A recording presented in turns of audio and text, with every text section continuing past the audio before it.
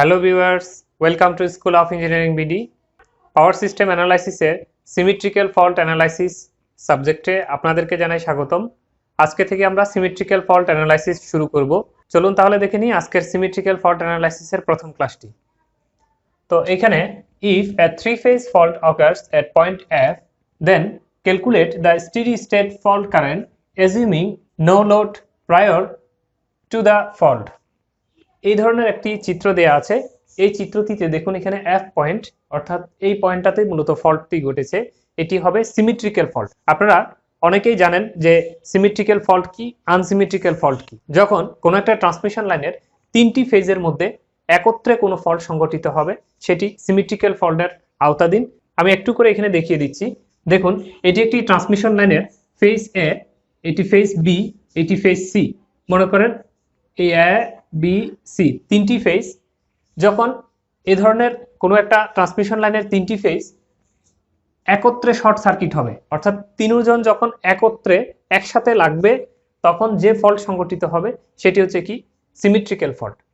নিজেদের ভিতরে একত্রে লাগা, আবার নিজেদের ভিতরে একত্রে লেগে এভাবে গ্রাউন্ড হওয়া, কি বলেছি আমি, আর্থ হওয়া, এটাও সিমেট্রিক্যাল ফল্ট।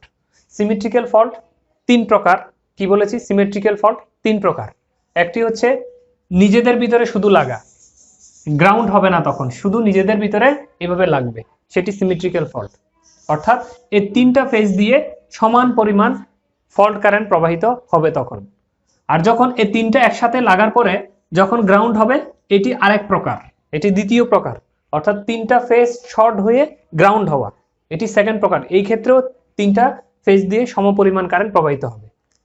আরেক প্রকার আছে, এটি হচ্ছে তিনটা ফেজ ওপেন হয়ে যাওয়া। দেখুন এইভাবে কোনো কারণে যদি তিনটি তার একসাথে ছিঁড়ে গিয়ে এইভাবে ওপেন হয়ে যায়, অর্থাৎ কোনো একটা লাইন চলার সময় ছিঁড়ে গেল, তিনটা তার একসাথে ছিঁড়ছে, এইভাবে ছিঁড়ে পড়ে গেল, সেক্ষেত্রে যে ফল্ট সংঘটিত হবে সেটিও হবে কি সিমেট্রিক্যাল ফল্ট। অর্থাৎ সিমেট্রিক্যাল ফল্ট আমরা বলবো কয় প্রকার, তিন প্রকার। একটি হচ্ছে তিনটা ফেজ একসাথে ওপেন হয়ে যাওয়া, তিনটা ফেজ একসাথে শর্ট হওয়া, অথবা তিনটা ফেজ একসাথে শর্ট হয়ে গ্রাউন্ড হওয়া। এই তিন প্রকারের যে কোনো এক প্রকার ফল্টকে আমরা বলবো কি সিমেট্রিক্যাল ফল্ট। তো এই ধরনেরই একটা সিমেট্রিক্যাল ফল্ট সংগঠিত হয়েছে। মনে করেন যে এটা একটা জেনারেটর, এই জেনারেটর থেকে একটা ট্রান্সফরমার হয়ে একটা ট্রান্সমিশন লাইন চলে গিয়েছে, যে ট্রান্সমিশন লাইনের রেজিস্ট্যান্স দেওয়া আছে 30 ওহম। এই ট্রান্সমিশন লাইনের শেষে এফ যে পয়েন্টটা আছে, এই পয়েন্টে একটা সিমেট্রিক্যাল ফল্ট সংগঠিত হয়েছে। ফল্ট যখন সংগঠিত হয়েছে, আমাদের প্রশ্নকর্তারা প্রশ্ন করেছেন যে এই ফল্ট যখন সংগঠিত হবে ওই অবস্থায় যে ফল্টে যে কারেন্টটা প্রবাহিত হবে ওই ফল্ট কারেন্টের পরিমাণটা কত। তো আমরা চলে যাই অঙ্কে। এই অঙ্কটি করতে গেলে, অর্থাৎ সিমেট্রিক্যাল ফল্টের অঙ্ক করতে গেলে দুটি গুরুত্বপূর্ণ সূত্র আছে। একটি হচ্ছে, দেখুন এখানে ফর্মুলাগুলো আমি লিখেছি। একটা হচ্ছে ফল্ট এমবিএ বের করার সূত্র, আর একটা হচ্ছে ফল্ট কারেন্ট বের করার সূত্র। ফল্ট এমবিএ অর্থাৎ এই ফল্ট যখন হবে তখন ফল্ট অবস্থায় ফল্ট এমবিএ এর মানটা কত হবে সেটি বের করার জন্য সূত্র হচ্ছে base MVA by equivalent per unit reactance at fault point. Fault point বলতে এই যে পয়েন্টে ফল্ট সংঘটিত হবে ওই পয়েন্টটার নাম হচ্ছে কি ফল্ট পয়েন্ট। এই ফল্ট পয়েন্টে ইকুইভ্যালেন্ট রিঅ্যাকট্যান্স এর পরিমাণটা কত, কিভাবে বের করে আমরা ধীরে ধীরে দেখবো যে ইকুইভ্যালেন্ট রিঅ্যাকট্যান্স কিভাবে বের করে। এই ফল্ট পয়েন্টে যখন আপনি তাকাবেন, এখান থেকে তাকালে যে কত ইকুইভ্যালেন্ট রিঅ্যাকট্যান্স দেখতে পাচ্ছেন সেটি হচ্ছে equivalent reactance at fault point. যখন এই অঙ্কটা করতে যাবেন, কাউকে না হয় কাউকে আপনার বেস ধরতে হবে। সেটা জেনারেটরকে ধরেন, ট্রান্সমিশন লাইনকে ধরেন, ট্রান্সফরমারকে ধরেন, যাকেই ধরুন না কেন, একটা পয়েন্টকে আপনার বেস এমবিএ ধরতে হবে। ওই বেস এমবিএ এর ভ্যালুটা কত, তাকে যখন আপনি পার ইউনিট রিঅ্যাকট্যান্স দ্বারা ভাগ করবেন, অর্থাৎ ইকুইভ্যালেন্ট রিঅ্যাকট্যান্স দ্বারা ভাগ করবেন, তখন আমাদের বের হয়ে যাবে ফল্ট এমবিএ। আরেকটা সূত্র হচ্ছে ফল্ট কারেন্ট। ফল্ট কারেন্ট সমান সমান কি ফল্ট এমবিএ। এইভাবে এই উপরের সূত্রটি দ্বারা আপনি ফল্ট এমবিএ এর মানটা কত সেটি বের করে ফেললেন। এই ফল্ট এমবিএ জানার পরে ফল্ট এমবিএ কে আপনি করবেন কি কেবিএ তে কনভার্ট করবেন। যে কোনো জিনিস মনে রাখবেন, কেবিএ থেকে এমবিএ তে নিতে গেলে কি করতে হয়, ভাগ করতে হয়। আবার এমবিএ থেকে কেবিএ তে আনতে গেলে কি করতে হয়, গুণ করতে হয়। এই যে এটা হচ্ছে এমবিএ, দেখুন এই ফল্ট এমবিএ এটা হচ্ছে কি এমবিএ। তো এমবিএ কে 1000 দ্বারা গুণ করলে কি হয়ে যাবে, কেবিএ হয়ে যাবে। এই কেবিএ কে যখন √3 ইন্টু বেস কেবি দ্বারা আপনি ভাগ করবেন তখন কারেন্টটি পাওয়া যাবে। মূলত এটা কোত্থেকে আসছে আপনারা এখানে খেয়াল করুন যে আমরা জানি কি P is equal two √3 VI cos theta. এখন আপনি যদি এই পি থেকে কস্টিটাকে সরিয়ে নেন, অর্থাৎ এই কস্টিটাকে পি দ্বারা যদি ভাগ করেন, তাহলে কি হবে, পি বাই কস্টিটা, এই কস্টিটাকে এপারে আনলে কি হবে, ভাগ পি বাই কস্টিটা হবে। পি বাই কস্টিটাকে আমরা বলি কি, এস। এস সমান সমান, তাহলে কস্টিটা যেহেতু এপারে চলে আসলো, এস হয়ে গেল তার নাম, পি বাই কস্টিটাকে এস বলতেছি আমরা, সমান সমান কি দাঁড়ালো, √3 ভি ইন্টু আই। এখন আপনার দরকার হচ্ছে কি, আই বা কারেন্ট দরকার, তাই না? তাহলে কারেন্ট যখন দরকার হবে, আই সমান সমান এই দুটো জিনিসকে এস এর নিচে কি করে দিবেন, ভাগ করে দিবেন, মানে এস বাই √3 ইন্টু ভি। ভালো করে দেখুন, এই কারেন্ট সমান সমান কি দাঁড়ালো, এস বাই √3 ইন্টু বি। মূলত এটা পাওয়ারের সূত্র থেকে আসছে। তো আই, এখন আই এর মানটা বের করবেন, তাহলে আই এর একক কি হবে, অ্যাম্পিয়ার হবে। তাহলে অ্যাম্পিয়ার হতে গেলে দেখুন, এই এস এর ভ্যালুটা কিসে লাগবে আপনার, বিএ। এস এর একক কি হবে, ভোল্ট অ্যাম্পিয়ার, মানে বিএ তে আসতে হবে। আর এই ভোল্টেজের এককটা কিসে লাগবে, ভোল্টে লাগবে, তাই না? এস এর এককটা কিসে লাগবে, বিএ তে, আর ভোল্টেজের এককটা কিসে লাগবে, ভোল্টে লাগবে। অথবা উপরে যদি কেবিএ থাকে, মানে কিলোতে থাকে, তাহলে নিচের এই ভোল্টেজের ভ্যালুটাও কততে হইতে হবে, কিলো ভোল্টে হইতে হবে, মানে এই কিলো আর কিলো কাটাকাটি যাবে। তাহলে এস এর ভ্যালুটাকে আমরা যদি কিলোতে আনতে পারি, তাহলে এই ভোল্টেজের ভ্যালুটাকেও যদি কিলোতে আনতে পারি, তাহলে কিলো কিলো কাটা যাবে, তখন এখান থেকে ভাগ করলে যে মানটা আই এর ভ্যালুটা এম্পিয়ারে পাওয়া যাবে। তো এই কাজটা এখানে করেছি, দেখুন এইটা হচ্ছে ফল্ট এমবিএ। তাহলে এমবিএ হচ্ছে বড় রাশি, এই এমবিএ কে আমরা যখন 1000 দ্বারা গুণ করব, তখন এটা হয়ে যাবে কেবিএ।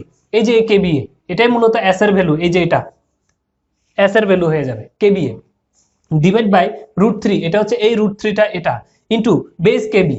এই যে দেখুন এখানে ভোল্টেজের এককটা কিলো ভোল্ট, মানে কেবি তে আমরা লিখবো। তাহলে কোন ভোল্টেজটা লিখবো, বেস কেবি। কোন বেস কেবি, কোন পয়েন্টের, এই যে ফল্ট যে সংগঠিত হয়েছে, ওই ফল্ট পয়েন্টের বেস কেবিটাকেই আমরা এখানে দিয়ে দিব। তাহলে যে কারেন্টটুকু পাওয়া যাবে সেটি হচ্ছে মূলত ফল্ট, এই যে ফল্ট সংগঠিত হয়েছে এই ফল্টের কারেন্ট। তো এইভাবে এই দুটো সূত্রের সাহায্যে আমরা আমাদের সিমেট্রিক্যাল ফল্ট অ্যানালাইসিসের অঙ্কগুলো করব। তো আমরা দীর্ঘায়িত না করে অঙ্কটিতে সরাসরি চলে যাচ্ছি। কনসিডারিং জেনারেটর অ্যাজ বেস, এই চিত্রটিতে এই জেনারেটরকে আমরা বেস ধরলাম। আপনি চাইলে ট্রান্সফরমারকে, ট্রান্সমিশন লাইনকে, যে কোনো একটাকে বেস ধরতে পারেন। আমি ইচ্ছা করেছি জেনারেটরকে ধরবো, সেজন্য ধরেছি, আর কিছু নয়। নাও এক্স জি, তাহলে এই জেনারেটরকে যদি বেস ধরি, তাহলে এই জেনারেটরের রিঅ্যাকট্যান্স কত হবে। যেহেতু দেখুন এই জেনারেটরের এটাও বেস, এটাও বেস, তাহলে এই যে পার ইউনিট রিঅ্যাকট্যান্স, এটার কিন্তু কোনো পরিবর্তন হবে না, যেহেতু যার পার ইউনিট রিঅ্যাকট্যান্স বের করছি সেই এখানে কি বেস, মানে রাজা। তাহলে এর মান কত, 20%। তাহলে পার্সেন্ট থেকে পার ইউনিটে নিতে গেলে 100 দ্বারা ভাগ করতে হয়, মানে 0.2 পার ইউনিট। জেনারেটরটা আমরা পেয়ে গেলাম। দেন আসুন ট্রান্সফরমার। ট্রান্সফরমার দেখুন এমবিএ তে পরিবর্তন আছে, এটা হচ্ছে 3000 কেবিএ। 3000 কেবিএ কে আমরা যদি এমবিএ করি কত হবে, 3 এমবিএ হবে। 1000 দ্বারা কি করে দিতে হবে, ভাগ করে দিতে হবে, তখন এই কেবিএটা কি হয়ে যাবে, এমবিএ হয়ে যাবে। খেয়াল রাখবেন পরীক্ষার হলে অনেক সময় এটাকে কেবিএ এটা খেয়াল না করে এমবিএ ভাবতে পারেন কিন্তু।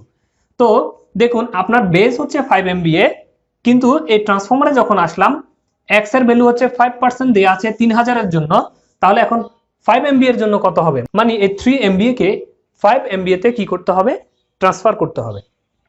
এই কাজটাই করেছি। দেখুন ট্রান্সফরমারের reactance XT is equal two এই 5% মানে হচ্ছে 0.05 ইন্টু এখানে দেখুন ভোল্টেজের যে পরিবর্তন, এই জায়গায় দেখুন এই জেনারেটরের বেস ভোল্টেজ কত, 11 কেভি। বেস ভোল্টেজ কত, 11 কেভি। যেহেতু জেনারেটরকে আমি বেস ধরেছি, তাহলে তার এমবিএ হবে বেস এমবিএ, তার ভোল্টেজ হবে বেস ভোল্টেজ। তাহলে দেখুন এই জায়গায় যেহেতু 11 কেভি বেস ভোল্টেজ, তাহলে আপনি এই ট্রান্সফরমারেও দেখুন এই পাঁচটা কত, 11 কেভি। তাহলে এটাও 11 কেভি, ট্রান্সফরমারও 11 কেভি, মানে বেসও 11, ট্রান্সফরমারের ভ্যালুও 11। তাহলে আমি বলেছি যে আমার পূর্বের লেকচারে, যে তখন কি হবে, এই 11/11 হোল স্কয়ার, মানে 11 কাটাকাটি গেলে কত হয়, 1। 1 এর হোল স্কয়ার মানে কত হবে, 1। এই জন্য এখানে দেখুন এই ভোল্টেজের যে পরিবর্তন, এই অপশনটুকু আমি আর লিখিনি, সেজন্য শুধুমাত্র কি হবে, MVA new by MVA old. এটা হচ্ছে সেই এমবিএ নিউ, আর এটা হচ্ছে এমবিএ ওল্ড। তাহলে দেখুন আমি ট্রান্সফরমারে যখন আসলাম, বললাম যে আমার এমবিএ নিউ মানে পরিবর্তন করতে হবে কততে, 5 এমবিএ তে। এই জন্য দেখুন 5 ডিভাইড বাই এমবিএ ওল্ড হচ্ছে কত, আমার বর্তমানে ট্রান্সফরমারটার কত এমবিএ আছে, 3000 কেবিএ, মানে 3 এমবিএ দিলাম, 3 এমবিএ। তো এভাবে ট্রান্সফরমারের পার ইউনিট রিঅ্যাকট্যান্স পেয়ে গেলাম। দেন ট্রান্সমিশন লাইন, দেখুন এই ট্রান্সমিশন লাইনটা কত দেয়া আছে 30 ওহম, এটা ওহমিক ভ্যালু মানে অ্যাকচুয়াল ভ্যালু দেয়া আছে। তো যে কোনো কিছুর পার ইউনিট অর্থ আমরা কি জানি, per unit is equal to actual by base, actual by base. এখন পার ইউনিট রিঅ্যাকট্যান্স বা পার ইউনিট ইম্পিডেন্স যদি বের করতে চাই তাহলে actual impedance by base impedance. তাহলে অ্যাকচুয়াল ইম্পিডেন্সের ভ্যালু কত দেয়া আছে 30 ওহম, তাকে বেস ইম্পিডেন্স দ্বারা ভাগ করতে হবে। তো তাই করেছি, দেখুন that is the actual impedance divide by এটা হচ্ছে কি বেস ইম্পিডেন্স। তো বেস ইম্পিডেন্স কিভাবে বের করে, যে KB line to line whole square divide by 5। আপনারা যারা আমার ক্লাসটি বুঝতে অসুবিধা হচ্ছে, মনে হচ্ছে যে এই সূত্রগুলো আপনাদের কাছে নতুন নতুন, তাদের প্রতি আমার অনুরোধ রইল যে আমার প্রত্যেকটা লেকচার সিরিয়ালি যদি না দেখেন তাহলে আপনার বুঝতে অসুবিধা হয়ে যাবে। লেকচার নাম্বার 1 থেকে শুরু করে আপনি সিরিয়ালি দেখে বুঝে বুঝে আসুন, তাহলে এই ক্লাসগুলো আপনি বুঝে মজা পাবেন। কারণ হচ্ছে একটা ক্লাস আর একটা ক্লাস লিঙ্ক আপ করা। আমি পূর্বে যে জিনিসটি বুঝিয়েছি এটি নতুন করে আর বোঝাতে যাচ্ছি না, সেজন্যই মূলত অনেকের বুঝতে অসুবিধা হতে পারে, তাদের উদ্দেশ্যেই কথাটা বলা। তো আমরা ক্লাসে যাচ্ছি 30/33 হোল স্কয়ার ডিভাইড বাই 5। তাহলে এইভাবে করে আমরা এই ট্রান্সমিশন লাইনের পার ইউনিট রিঅ্যাকট্যান্সের ভ্যালু কত সেটি জেনে গেলাম। দেখুন এটি এই যে রিঅ্যাকট্যান্স গুলো আমরা পেলাম, তাহলে এই চিত্রটি থেকে আমরা যদি একটা রিঅ্যাকট্যান্স ডায়াগ্রাম অঙ্কন করি তাহলে কেমন হবে। এই জেনারেটরটার জন্য এরকম একটা গোল চিহ্ন দিতে হবে। জেনারেটরটার এটা প্লাস দিলাম, এটা মাইনাস দিলাম, তাহলে প্লাস থেকে যাত্রা শুরু হবে। জেনারেটরের নিজস্ব একটা রিঅ্যাকট্যান্স আছে যার নাম হচ্ছে এই যে XG, সেটা আমরা এখানে সিরিজে দেখিয়ে দিব। দেন আসার পরে এখান থেকে একটা ট্রান্সফরমার, এই যে এই হচ্ছে একটা ট্রান্সফরমার। দেন এখানে একটা ট্রান্সমিশন লাইনের জন্য একটা রিঅ্যাকট্যান্স, এই হচ্ছে একটা ট্রান্সমিশন লাইনের রিঅ্যাকট্যান্স। দেন এখানে একটা ফল্ট সংঘটিত হয়েছে, আমরা ফল্ট দেখিয়ে দিব, আর এই গ্রাউন্ডের সাথে এটা দেখিয়ে দিবে। এইখানে যখন আপনি তাকাবেন, দেখুন এই ফল্ট পয়েন্ট থেকে আপনি যখন এদিকে তাকাবেন, তাহলে এই জায়গা থেকে তাকালে দেখুন তো এটা যদি একটা বাধা হয়, এটা যদি আরেকটা বাধা হয়, এটা যদি আরেকটা বাধা হয়, অর্থাৎ এটা একটা রিঅ্যাকট্যান্স, এটা আরেকটা, এটা একটা, দেখুন তো সবগুলো রিঅ্যাকট্যান্স সিরিজে না। আর যখন আপনি তাকাবেন তখন এই যে বৃত্তের মতো যে ইজি, এটাকে মনে মনে শর্ট চিন্তা করবে, এটা নাই, শর্ট চিন্তা করবে। ইজিকে কি চিন্তা করতে হবে, শর্ট। তাহলে এখান থেকে যখন আপনি তাকাবেন, আমি যদি বলি এইখান থেকে যে এই দুই মাথায় রিঅ্যাকট্যান্সের মান কত, আপনি নিশ্চয়ই বলবেন যে এই দুই মাথা থেকে তাকালে আমি দেখছি যে তিনজন তো সিরিজে আছে, তাহলে এটা এটা এটা তিনজন সিরিজ যোগ করে দিলেই তো মোট রিঅ্যাকট্যান্স বা ইকুইভ্যালেন্ট রিঅ্যাকট্যান্সের ভ্যালু পাওয়া যাচ্ছে। আমরা তাই করেছি, অন্য কিচ্ছু নয়। Here equivalent reactance up to fault point, এই ফল্ট পয়েন্ট পর্যন্ত ইকুইভ্যালেন্ট রিঅ্যাকট্যান্স হচ্ছে এই তিনজনের কি যোগফল। আপনি এখান থেকে তাকান, এই তিনজনকে সিরিজ করলেই এই দুই মাথা থেকে মোট রিঅ্যাকট্যান্স কত হবে তার নামই বলতেছি আমরা এক্স ইকুইভ্যালেন্ট বা equivalent reactance is equal two এটা যোগ এটা যোগ এটা, এই তিনটাকে আমরা যোগ করে দিব জে অফ 0.421 পার ইউনিট। এই যে আমরা ইকুইভ্যালেন্ট রিঅ্যাকট্যান্স পেয়ে গেলাম। আমাদের বেস এমবিএ কত আমরা এখানে ধরে রেখেছি শুরু থেকেই যে 5 এমবিএ হচ্ছে আমাদের বেস এমবিএ। তাহলে দেখুন আপনার বেস এমবিএ জানা, ইকুইভ্যালেন্ট পার ইউনিট রিঅ্যাকট্যান্স এর ভ্যালু জানা, যখন এটাকে এটা দ্বারা ভাগ করবেন তখন আপনি ফল্ট এমবিএ পেয়ে যাবেন। কেন ফল্ট এমবিএ বের করছেন, কারণ হচ্ছে আপনাকে ফল্ট কারেন্ট বের করতে হবে। এই ফল্ট কারেন্ট বের করতে গেলে এই ফল্ট এমবিএ কে লাগবে, সেজন্য। তো fault MBA is equal two base MBA মানে 5 ডিভাইড বাই 0.421। মনে রাখবেন এখানে যে যুক্ত মান বসাতে যাবেন না, আমরা অ্যাঙ্গেল নিয়ে কাজ করছি না, শুধু আমাদের অরিজিনাল ভ্যালুটা কত সেটি জানা দরকার। সেজন্য এখান থেকে যে ছাড়া মান বসাবেন, খুব ইম্পর্টেন্ট, কিন্তু যে যুক্ত মান বসাতে যাবেন না। বেস এমবিএ কে পার ইউনিট ইকুইভ্যালেন্ট রিঅ্যাকট্যান্স দ্বারা ভাগ করবেন এবং অবশ্যই যে ছাড়া মান বসাবেন। তো দিলে হয়ে যাবে 11.876 এমবিএ। তাহলে আমরা পেয়ে গেলাম ফল্ট এমবিএ এর ভ্যালু। এই ফল্ট এমবিএ যখন আমাদের জানা হয়ে গেছে, এই ফল্ট এমবিএ এর এই সূত্রটার সাহায্যে আমরা ফল্ট কারেন্ট বের করে ফেলবো। So fault current if is equal to that is the fault MBA. একে 1000 দ্বারা গুণ করা হয়েছে মানে হচ্ছে এটাকে কেবিএ করা হয়েছে। এই কেবিএ কে যখন √3 ইন্টু 33 কেবি, এই 33 হচ্ছে কি কেবির ভ্যালু, এটা দ্বারা ভাগ করব, তখনই এই কারেন্টটুকু আমরা পেয়ে যাব অ্যাম্পিয়ার এককে। দেখুন এই যে 33 আমি বলছি, এই 33 কেন বসালাম, কেন 11 কেবি বসালাম না, মনে রাখবেন এই যে বেস কেবি আমি যে কথাটা লিখেছি এটা অবশ্যই ফল্ট পয়েন্টের। কি বলেছি, ফল্ট পয়েন্টের। এই যে দেখুন এইটা হচ্ছে ফল্ট, এই জায়গায় এই ট্রান্সমিশন লাইনের এই জায়গায় ফল্টটা সংঘটিত হয়েছে। যে জায়গায় ফল্ট সংঘটিত হয়েছে ওই জায়গার বেস ভোল্টেজটাই আপনাকে বসাতে হবে।